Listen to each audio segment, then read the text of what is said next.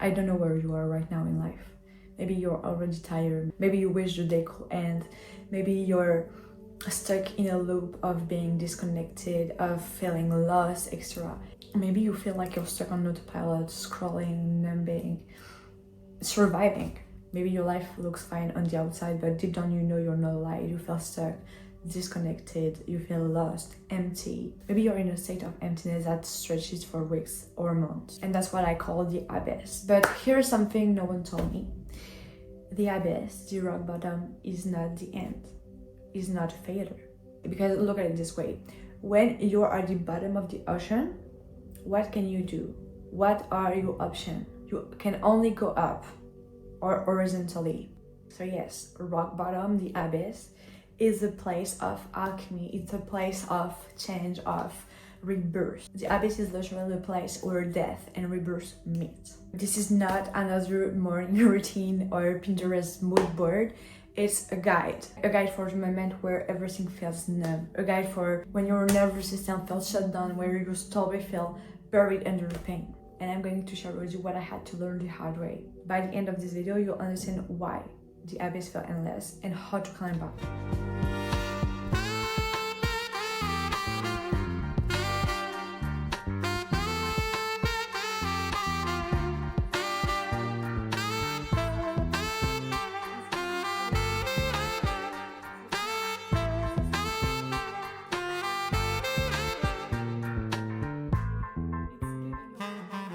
So first of all, what is it?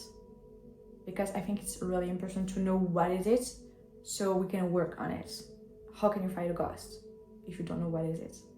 You can't. Let's step out of this ignorance tax. So for me, the abyss is the point at which the pain of your current situation outweighs the pain and embarrassment of having to own up to our consequences, to our mistakes, to our failures, and beginning to ask for help, to start deeply listening to others. And for the longest time, I thought that the abyss, rock bottom, had to be dramatic, like losing everything, going to jail, ending up in the hospital. But I've come to understand that it is a really deeply personal experience. Sometimes it's just a quiet, aching feeling that stretches for weeks or months. It's a sense of emptiness, of numbness, of feeling lost and being deeply unhappy where your life is going.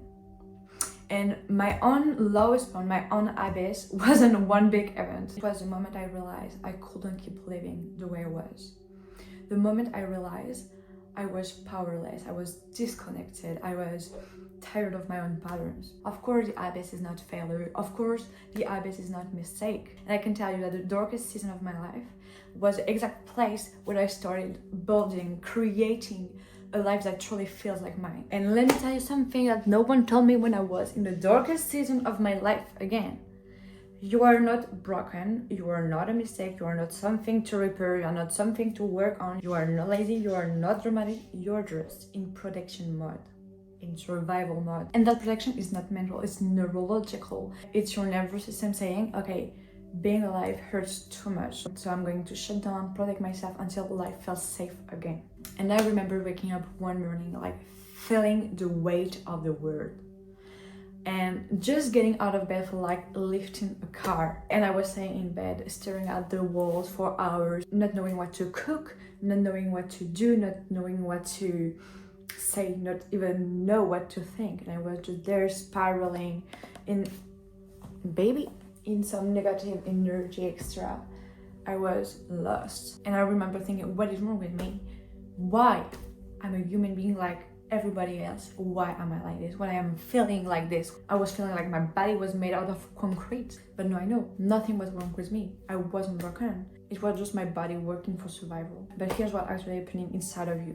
So as you may know, we have like some basic response when a threat arises: fight, flight, freeze, and fawn response, as we talked in my last video. So when your nervous system experiences too much emotional overwhelm for a long time, it shuts down. It goes into fight, flight, or freeze mode. And at first you might be anxious, like in a fight or flight mode, trying to fix everything, being hyper alert. But when your system is maxed out, it flips the brake. And that is freeze, that is shutdown, that is numbness. And that's when your amygdala takes control.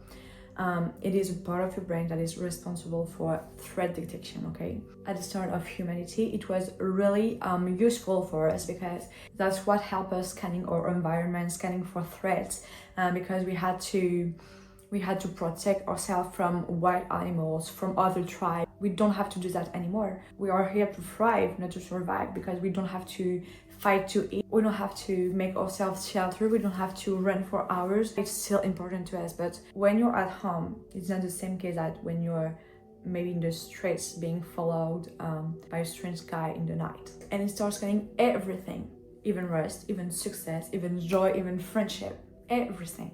And during that time, your prefrontal cortex, so the CEO of your brain, goes offline. And I don't know where I read this, but someone said that the shortcut between the stimuli and your amygdala is shorter than the circuit between the stimuli and your prefrontal cortex. Meanwhile, your prefrontal cortex, the CEO of your brain, the one that plans, that dreams, that decide, goes offline. When you're in that stage, you can't just think positive. You can't just force your way out, because your brain isn't designed to thrive when you're in danger. It's designed to protect you, to keep you away from danger. It's literally like trying to plant flowers in a burning house. And no, you don't need much to plant flowers in a burning house. But what you have to do is put out the fire first, then plant your seeds, not the other way around. Imagine you're a computer, but every time you try to run a program, like it can be your confidence, your motivation, self-love, whatever, the system crashes. Why? Because there's malware running in the background. It can be trauma, unresolved emotion, chronic stress, chronic fatigue, past failure, past burnout. It can be whatever. And then you keep blaming the system, like, I'm too lazy, I'm not made for it, I need to stop, I'm not enough. Bitch, what the fuck? It's not the program that needs something. It's the operating system that needs cleaning, that needs rewiring. You are not broken, you are not the problem. You need to regulate your nervous system. But here's the truth, you're not the malware, you're the computer, you're the system that's still running, even if it glitches. And the point is, before starting dreaming big again, you need to teach yourself, your brain, that it is safe to function properly again. I remember a time when I had everything I always dreamed of to start my YouTube channel. So a great fun, a place where I can be alone and unbothered. I knew my vision, I knew what I wanted to say, I knew what I wanted to create, I knew the impact I wanted to make, but I couldn't press record. I couldn't do it. I was just here sitting there, my chest was tight and my throat was sore, and I remember hating myself for it. Now I know that fear of failure wasn't the big things behind it, but it was the fact that I had associated being seen with danger, and it was truly a trauma loop. Like, until I regulated it, I kept looping, not because I didn't want to create, but because my brain thought creating was a threat. And that is why regulating your nervous system isn't an option. It's fundamental, because until you feel safe again, you won't be able to receive, you won't be able to create the life that you want, because you are afraid. And you don't create from a place of fear, from a state of fear and lack. So when you're in the abyss, it's not your mind that is broken, it's just your nervous system keeping you safe. It does it the only way it knows how. So that means you're not unmotivated, you're not undisciplined, you're not incapable, you're not miserable. You just need to feel safe again. You just need to be regulated. You're just overwhelmed and your system has hit its threshold. So if you've been trying to force your way out with shame, guilt, comparison, forced discipline, forced motivation, hustle, perfectionism, of course it hasn't worked. What you need is nervous system safety, rewiring, regulation, compassion, nurture, love. You need to feel safe again, because when your body finally feels safe again, your mind goes back online and your dreams start calling again. If your body is stuck in survival, your mind is stuck in story. And let me tell you, stories are powerful. At some point in your life, maybe from childhood, from rejection, for past burnout, whatever, you didn't just feel powerless. You became to truly think and believe you were powerless. And that's when your mind built a cage. Maybe it sounded like, I'm lazy, I'm not made for big things, I'm unlovable, I missed my chance, it's just who I am, etc. But let me tell you something, none of these are truths. The repetition. This is neuroplasticity at work, the brain ability to rewire itself based on repetition and focus. So whatever you tell yourself, your brain builds connection to support it. And that's why if you think you're broken, your mind will filter reality to confirm it. That's not truth. It's programming through repetition. I clearly remember the first time I thought to myself, I'm just not disciplined. I'm just not made for it. And suddenly every failure, every mistake echoed back at me like it was proof, evidence, confirmation, behalf of that belief. But here's the thing about neuroplasticity. If your brain can wire itself into despair, it can wire itself into love, into hope, into resilience, into becoming. So you probably heard of Dr. Masaru Emoto water experiment, or maybe the rice experiment, where you put rice in 3 different jars, and where one is spoken to with love, the other one is spoken to with hate, and the last one is ignored. I remember doing this experiment with my mother when I was a child, and the results were astonishing. Like, the one blessed with love was totally intact and stay intact and clean longer. The one I talked to with hate were rotted. Like, there were mold, black mold, green mold everywhere on it. And the last one, the one I didn't care about, were starting to rot. And I know it sounds poetic, but it's biology. Words and emotion create frequencies, and those frequencies change matter. In Dr. Masaru Emoto experiment, it's kind of the same thing, where he talked to the water with love and gratefulness and really optimist and positive things, and for the other one, it will hate on him. It will hate on the water, and then it freezes the water. And the one that was showered with love were amazingly well organized, while the other one were unstructured and absolutely chaotic. So it changed the molecular structure of water itself. And as humans, we have approximately 60% of water in our body. So think about the power of your words and frequency on your own body. It literally changes the molecular structure of yourself. When you keep flagellating yourself, when you keep speaking bad about yourself, like, I'm too hard on myself, I'm a victim, I can't do that, my dreams are not for me, I'm not made for that, I'm too lazy, I'm ugly, I'm unhealthy, you literally program yourself to believe that, and you train your mind to confirm what you believe about yourself through confirmation bias. And at the same time, you're changing your molecular structure, because we know that words and emotion impacts frequencies and impact the structure of water. And if they change rice, if they change water, imagine what they do to you. Imagine what speaking bad about yourself do to your brain, do to your soul, do to yourself. Every time you're saying I'm not enough, you're literally speaking rot into your cells.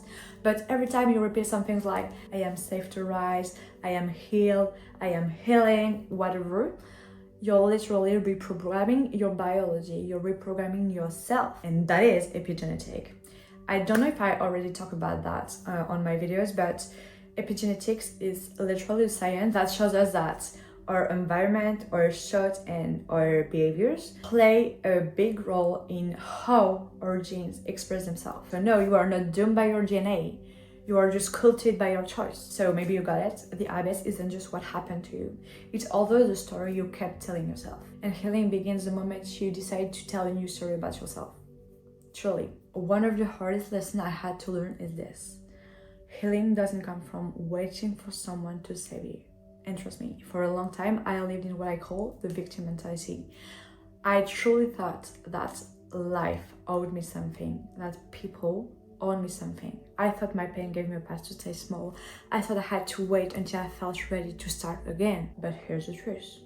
Pain explains you, but it doesn't define you. Your past might shape your nervous system, your habits, your beliefs. But it doesn't get the final say. You do. And if victim mentality keeps you frozen in the abyss, it's a responsibility that pulls you out. Not blame, not culpability, not shame. Responsibility. Because it is a choice to say, this happened, and still, I get to choose what happens next. I have the power to choose what happens next. Because think about it like that. A victim mentality is literally you putting the cord of your life in the hand of someone else. It's absolutely disempowering. It's taking and giving your sovereignty away. Like, you can't wait for someone else to save you because they don't know you how you do.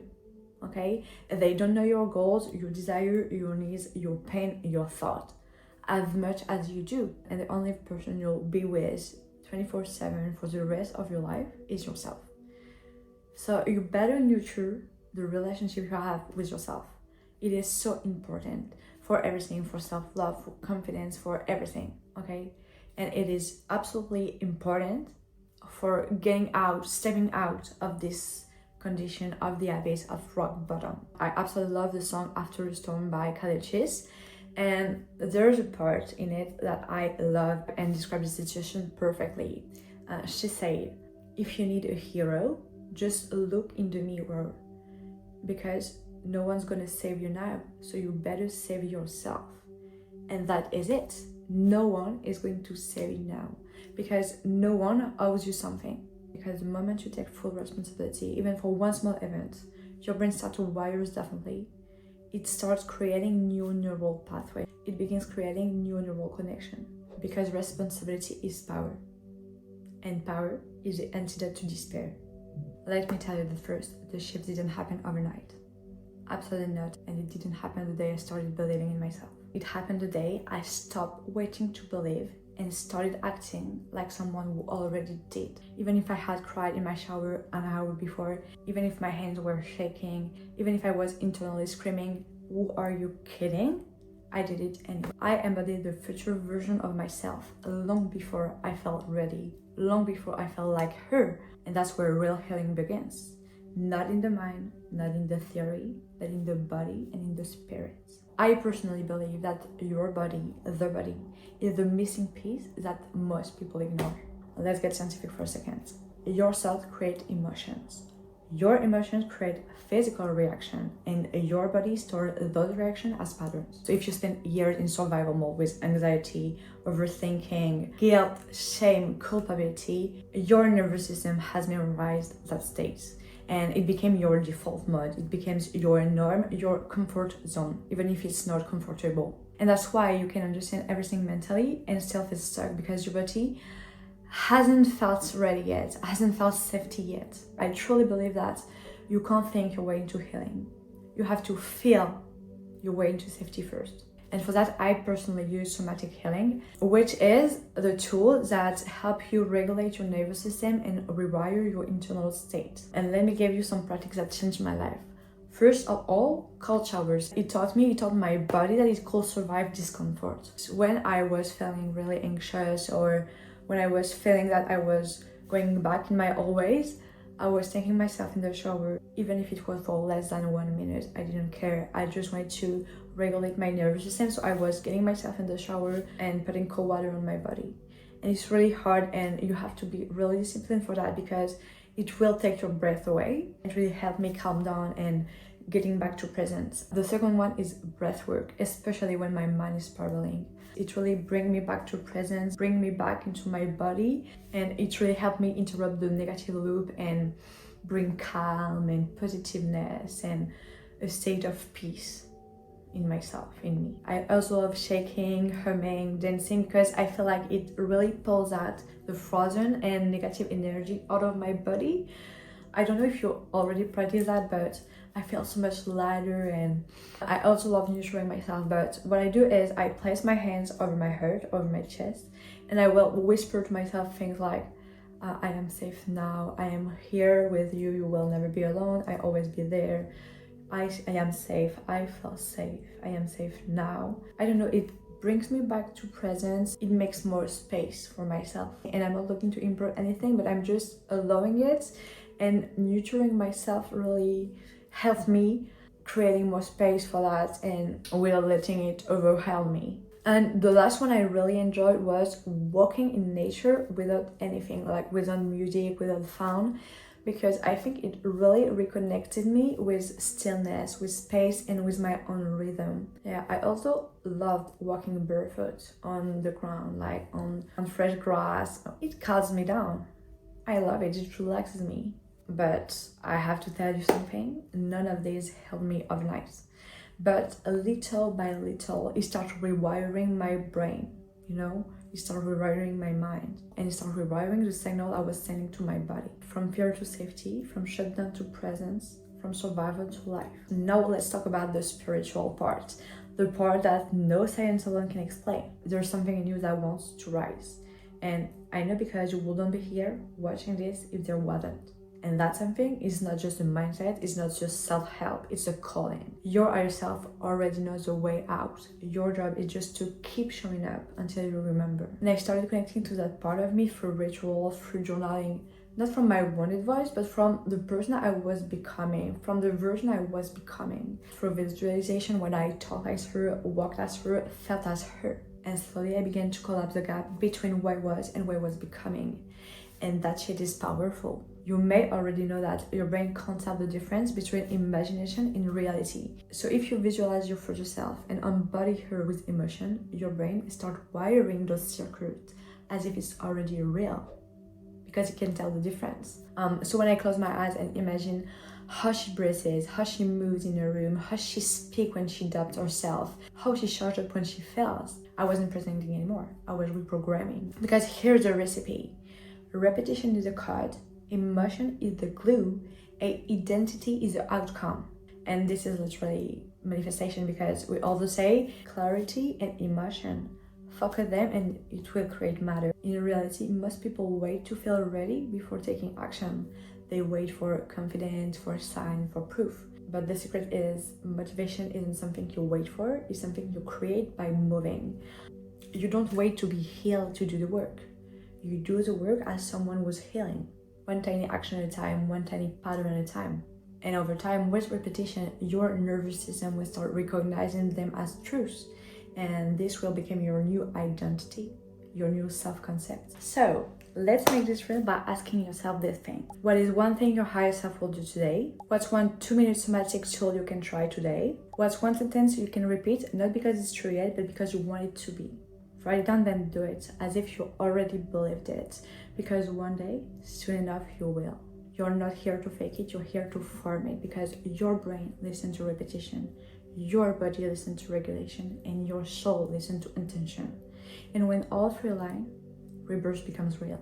One thing that was really close to my heart was giving you the roadmap, the method I use to get out of the abyss, to get out of the rock bottom. So this is the rebuild method, the 4 phase that helped me get out of the deepest part of the collapse. It's not theoretical, it's not poetic, it's what I actually did to rebuild my life from zero. First of all, you need to regulate your nervous system.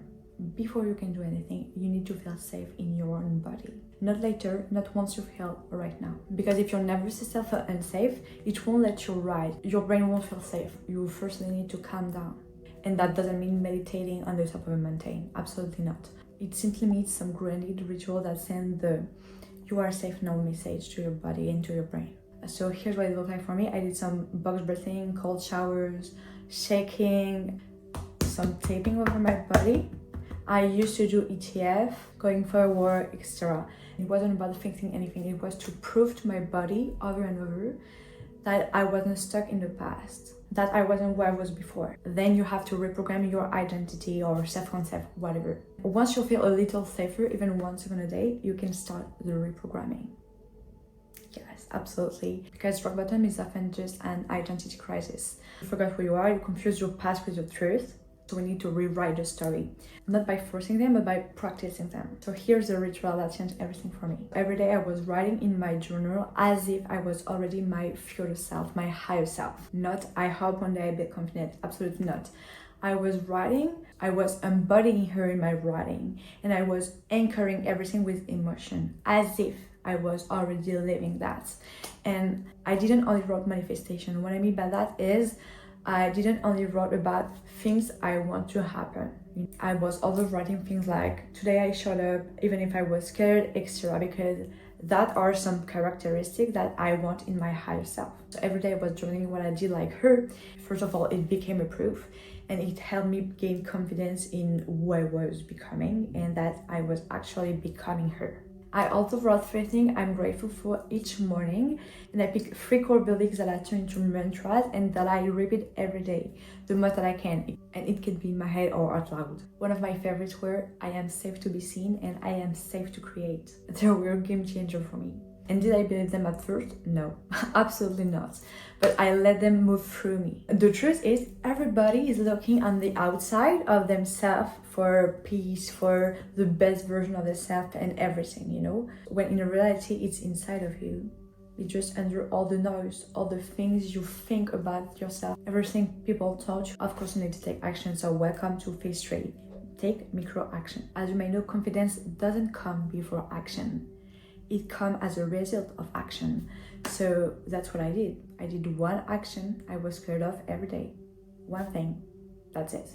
Could be answering a message I was avoiding. It could be filling my water with positive energy. It could be brushing my teeth and then looking myself in the eye and repeating affirmation. Small thing like that. The last phase, and I know it's controversial, is reconnect with others. Let me tell you something you don't want to hear, but you need to. You can't heal alone. You weren't wanted in isolation, so you won't be fully healed in isolation either. One of the most powerful tools for nervous system regulation, for nervous system healing, is called co-regulation. It's a science-backed truth that being around loving humans literally rewires your stress response. So this is what I did. I reached out to people. Not everybody at once, only 1 people at a time. Sometimes it was just to say, hey, I'm here, I don't need help, I don't need advice, but I just need presence. How are you? Something like that. Like, it was not a big thing, but I'm a big avoider. Like, I can receive a message and never respond. Not because I don't want to, I don't care, but because like I forgot. Literally, I start hanging out with people that normalize healing. I start following creators who feel like medicine, and I let others hold me until I remember how to hold myself again. And I know this part is scary, but vulnerability always is. But it also the bridge back to life. Let's make this simple. If you do nothing else, do this: regulate, calm your body, reprogram. So choose your identity, act, move forward with 1 micro steps, and reconnect. Let others witness your rise. That's it. That's what I did to get out. And that's how thousands of others do too. And listen, you survived everything that was meant to destroy you. You made it here. But surviving is not all you're here for. You're here to live, you're here to rise, you're here to thrive. Even from your darkest day, even for the old version of you don't recognize anymore. You don't have to be the old you don't have to have it all figured out.